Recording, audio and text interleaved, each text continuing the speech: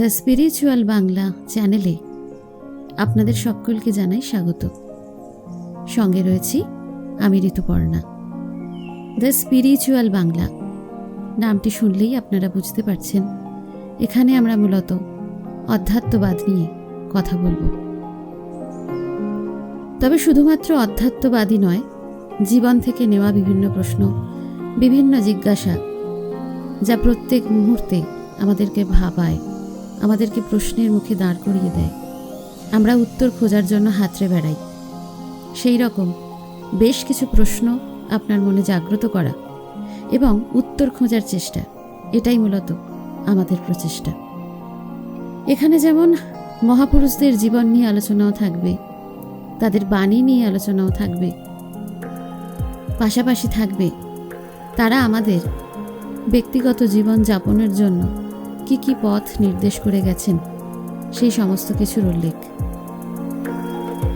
তাহলে শুরু করা যাক স্পিরিচুয়াল বাংলার প্রথম এপিসোড, দৈনন্দিন জীবনে অধ্যাত্মবাদ।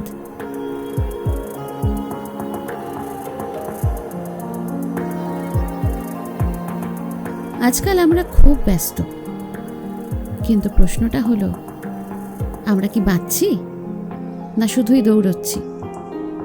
সকাল থেকে রাত, নোটিফিকেশন, ডেডলাইন, তুলনা, ভয়, সব থেকে বড় যে জিনিসটি সামনে আমরা প্রত্যেক মুহূর্তে দাঁড়াই সেটা হচ্ছে ভয়। কিসের ভয়? মৃত্যু ভয়? মৃত্যু ভয়ের থেকেও জীবনে ঝুঁকির সম্মুখীন হওয়ার ভয়ও আমাদের সব থেকে বেশি ভাবায়। একটু আগে বললাম নোটিফিকেশনের কথা। নোটিফিকেশন, আপনি যেখানে চাকরি করেন সেখানে আপনাকে একটা লক্ষ্যমাত্রা স্থির করে দেয়া হলো। আপনি ভয় পেলেন সেই লক্ষ্যমাত্রায়, সেই নোটিফিকেশনে। ডেডলাইন, হাতে বেশি সময় নেই, হয়তো 24 ঘন্টা কি বড়জোর 72 ঘন্টা, তার মধ্যেই শেষ করতে হবে অনেকখানি কাজ। আর সব থেকে বেশি যে ভয়টা আমাদেরকে ভাবায় সেটি হলো তুলনা। এক্ষেত্রে আমি আমার ব্যক্তিগত জীবনের কিছু অভিজ্ঞতা আপনাদেরকে বলতে পারি। সরাসরি নাম না করে বা সরাসরি কর্মক্ষেত্রের নামটি আপনাদের সামনে প্রকাশ না করে আমি বলতে পারি যে এই চ্যানেলে যা কিছু প্রকাশ হবে তার বেশিরভাগটাই আমি আমার ব্যক্তিগত জীবনের সম্মুখীন হয়েছি। তা থেকেই একটা উপলব্ধির জায়গা থেকে এই চ্যানেলটি তৈরি করা। যাকে সেই প্রসঙ্গ পড়ে। বেশ কিছুদিন আমি কর্পোরেট সেক্টরে চাকরি করেছি।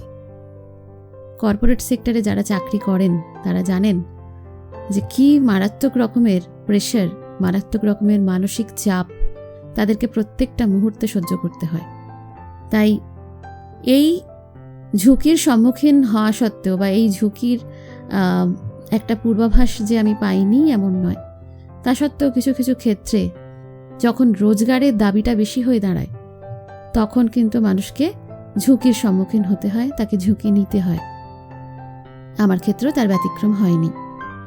আজকে এই শ্রোতামণ্ডলীর মধ্যে, এই সামান্য কয়েকজন সাবস্ক্রাইবারের মধ্যে কেউ যদি কর্পোরেট সেক্টরে চাকরি করেন বা কেউ যদি আগে কর্পোরেট সেক্টরে চাকরি করেছেন, বর্তমানে অবসর জীবন যাপন করছেন বা অন্য কোথাও মুভ অন করেছেন, তারা নিশ্চয়ই উপলব্ধি করতে পারছেন আমার কথাগুলি। কর্পোরেট সেক্টর বলে শুধু নয়, কর্পোরেট সেক্টর হচ্ছে জীবনের একটা প্রতিবিম্ব মাত্র, একটা বুদবুদ বলতে পারেন, আরও ভালো হয়। সেখানে সব থেকে বেশি যে জিনিসটার ভয় আমাদেরকে ভাবায় তা হলো তুলনা। কোনো একজন এমপ্লয়ের সঙ্গে আপনাকে তুলনা করা হবে। সে হয়তো খুব বেশি হলে 1 বছর মাত্র কাজে জয়েন করেছে, আপনি 3 মাস জয়েন করেছেন, কিন্তু প্রোডাক্টিভিটির হিসাবে তুলনা করা হবে আপনাকে তার সঙ্গে। শুধু একবার ভাবুন তো, যে মানুষটা 1 বছর ধরে আজকে এই সাফল্যের দোরগোড়ায় এসে দাঁড়িয়েছে, মাত্র 3 মাসে সেই সাফল্য কি অর্জন হয়? 1 বছর মানে 12টা মাস। তাহলে তার তো সেই 1 বছরের যে কাজটা, 1 বছরের যে অভিজ্ঞতাটা, সেটা তো পুরোপুরি মিথ্যে হয়ে যায়, তাই না? কিন্তু আপনার অফিসকে সেটা কে বোঝাবে? তারা বোঝেন না এমন নয়, তারা বোঝেন, তারা জানেন। এবং সবথেকে হাস্যকর ব্যাপার এটাই মনে হয় যে কর্পোরেট সেক্টরে যারা চাকরি করেন তারা জানেন যে আমরা এমপ্লয়ীদের চাপ দিই, কারণ তারাও চাপ পান, ওপরতলা থেকে তাদের ওপরেও চাপ আসে। তা সত্ত্বেও তারাও স্পিরিচুয়ালিজমের দিকে ঝুঁকছেন। কারণ যতক্ষণ আপনি স্পিরিচুয়াল থাকবেন, আপনার যে স্বাভাবিক মনুষ্যত্ব, স্বাভাবিক যে বোধ, স্বাভাবিক যে মানবিক বোধ, সেটা এই সমস্ত কিছুর ঊর্ধ্বে উঠে যাবে।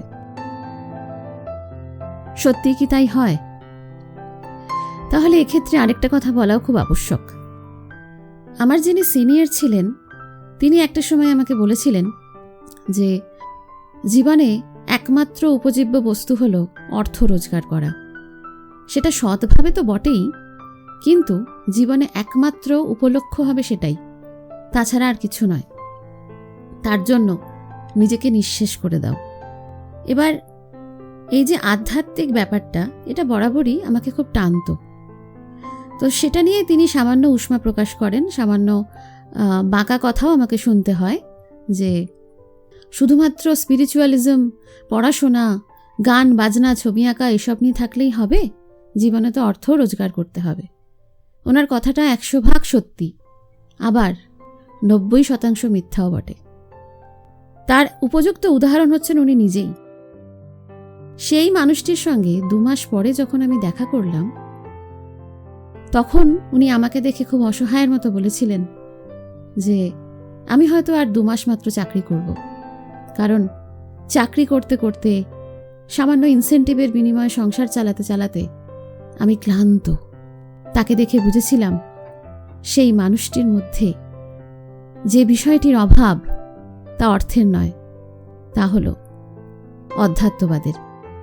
এই যে টোটাল বা আমাদের দৈনন্দিন জীবনে কাজের যে জগৎ, সেই ভিড়ের মধ্যে একটা প্রশ্ন চুপচাপ দাঁড়িয়ে থাকে, আমি কে এই সব কিছুর বাইরে?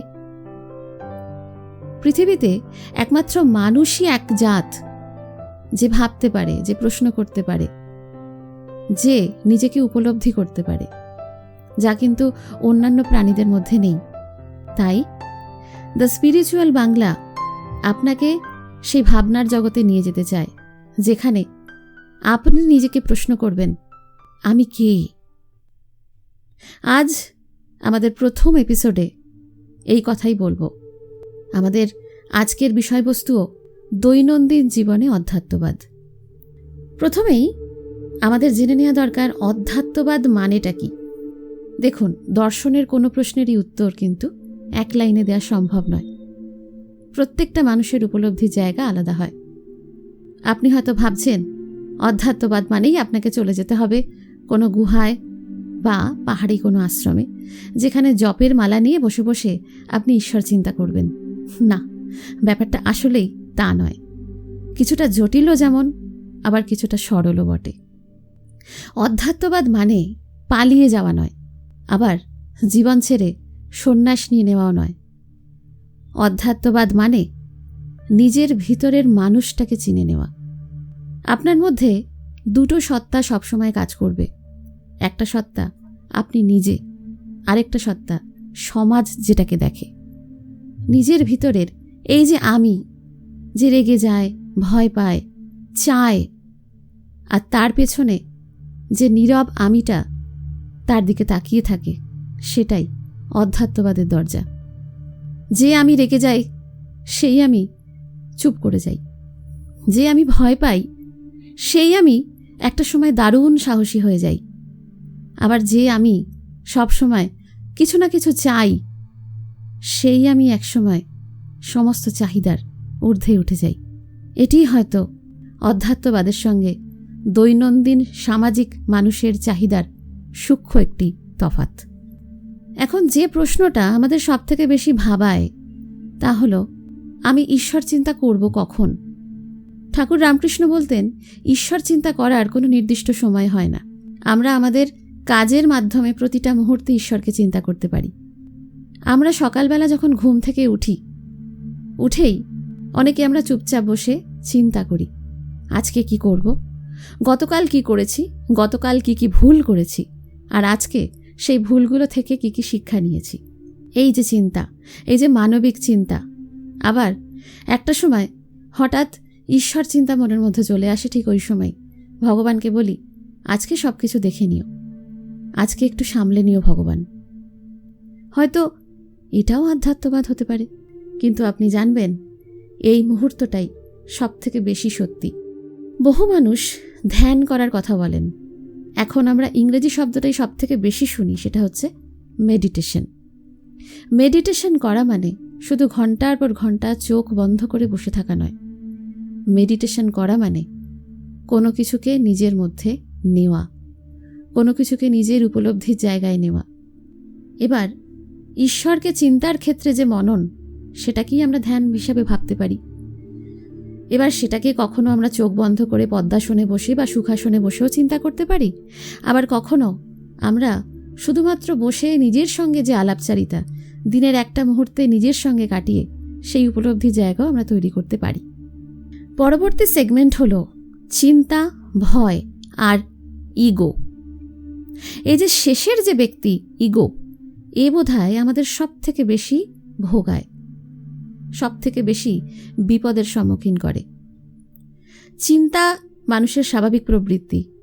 আপনি চিন্তা করতে পারেন বলেই আপনি আজকে এত দূর এগিয়ে এসেছেন, বা কোনো মানুষ চিন্তা করতে পারে না বলেই সে পিছিয়ে রয়েছে। আবার কোনো মানুষ অত্যধিক চিন্তা করেন বলেই তিনি এগোতেও পারেননি, পিছোতেও পারেননি। অতএব চিন্তার যে বিষয়টা, সেটা ব্যাখ্যা করে এই ভিডিওকে আর দীর্ঘায়িত করব না। আমরা বরঞ্চ সরাসরি চলে আসি ইগো। দেখুন, ইগো ব্যাপারটাকে আমি একটু সবার মতো করে ভাবি।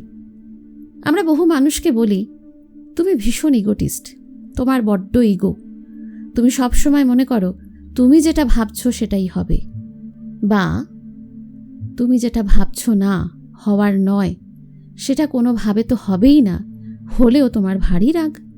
এটি কি আমরা বলতে পারি ইগো? ইগোর একটি ভালো দিকও আছে, আবার একটি খারাপ দিকও রয়েছে।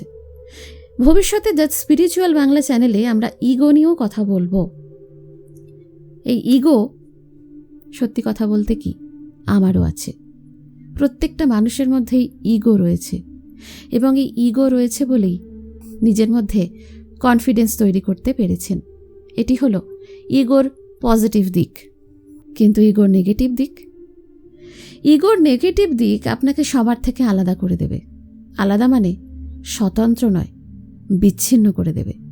ইগো মানুষের কনফিডেন্স বিল্ড আপ করে, মানুষের কনফিডেন্স তৈরি করে, আবার কিছু ক্ষেত্রে ইগো সর্বনাশও ডেকে আনে। তাই সময় থাকতে সাবধান হওয়াটা খুব দরকার। কিন্তু তাই বলে কি আপনি ইগো বর্জিত হয়ে সমাজে ঘুরে বেড়াবেন? কখনোই নয়। বরঞ্চ নিজের ইগোকে পজিটিভিটির জায়গায় কাজে লাগানোটাই আসল বুদ্ধিমানের কাজ। মনুষ্য জন্ম নিয়ে যখন পৃথিবীতে এসেছ, চিন্তা তোমার চিরসঙ্গী, কিন্তু তুমি নিজেকে চিন্তার দাস বানিও না, চিন্তাকে তোমার দাস বানাও। আকাশে মেঘ আসে, বর্ষার কালো মেঘে গোটা আকাশ ছেয়ে যায়, কিন্তু শরৎকালে সেই মেঘ আস্তে আস্তে কেটে যায়। তাই বলে কি আকাশ পাল্টে যায়?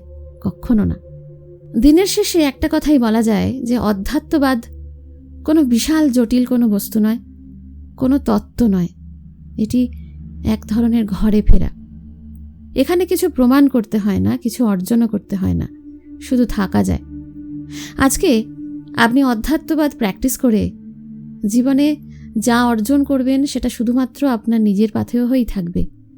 আপনাকে কাউকে প্রমাণ করতে হবে না আপনি নিজের জীবনে কি হতে পেরেছেন। আশ্চর্যের বিষয়, পৃথিবীর তাবড় তাবড় ব্যক্তিত্বরা, সেটা ইলন মাস্ক হোক, বিল গেটস হোক বা মুকেশ আম্বানি, যেই হোক, তারা প্রত্যেকেই কিন্তু দিনের শেষে ভগবানের সামনে নিজের মাথা নোয়ায়। বহু মানুষের মধ্যে এখনও একটি বদ্ধমূল ধারণা আছে যে বিদেশের সফল ব্যক্তিরা তারা বোধহয় নাস্তিক, তারা বোধহয় ঈশ্বরকে মানেন না। প্রত্যেকটি ধর্মের নিজস্ব নিজস্ব আচার আচরণ রয়েছে। আজকে মুকেশ আম্বানি একজন সনাতন ধর্মাবলম্বী, অতএব তার আচার আচরণে সনাতন ধর্মাবলম্বীর আচরণই স্পষ্ট হবে, এটি স্বাভাবিক। ঠিক সেইভাবে ইলন মাস্ক বা বিল গেটস এরা প্রত্যেকে খ্রিস্ট ধর্মাবলম্বী, অতএব খ্রিস্ট ধর্মের আচার আচরণই তাদের ভাবে প্রকাশ পাবে, এটাই স্বাভাবিক। কিন্তু বাহ্যিক আচরণ দেখে আপনি তাদের অন্তঃকরণটা বুঝবেন কি করে? দিনের শেষে তারাও কিন্তু ঈশ্বরের কথাই বলেছেন। আচ্ছা, আমাদের দ্য স্পিরিচুয়াল বাংলা চ্যানেলে এরপরে আরেকটি ভিডিও নিয়েও আমি আসব, যে নাস্তিকতাবাদ এবং আস্তিকতাবাদ, প্রাপ্তি ও অপ্রাপ্তি। যাই হোক, আজ এইটুকুই রইল। আলোচনা শেষ করার আগে, আজ রাত্রে ঘুমোতে যাওয়ার আগে একবার আপনি নিজেকে জিজ্ঞাসা করুন, এই মুহূর্তে আমি ঠিক আছি তো? এই ভিডিও যদি আপনার মনে একটুও শান্তি আনে, তাহলে লাইক করুন, শেয়ার করুন এবং অবশ্যই সাবস্ক্রাইব করতে কিন্তু ভুলবেন না। কারণ শান্তি কোনো বিলাসিতা নয়, শান্তি প্রয়োজন। ধন্যবাদ।